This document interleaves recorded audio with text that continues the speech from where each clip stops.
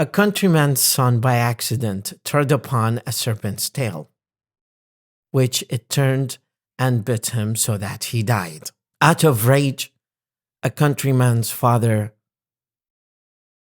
took his axe and, pursuing the serpent, cut part of its tail. The serpent, out of revenge, began stinging several of the farmer's cattle, causing him big loss.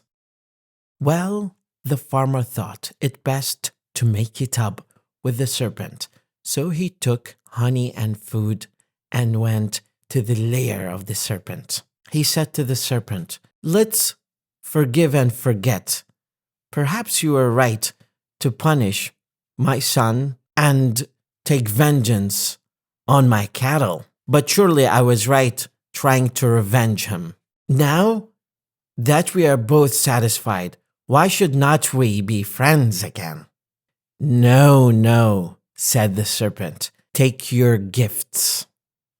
You can never forget the loss of your son, nor I the loss of my tail.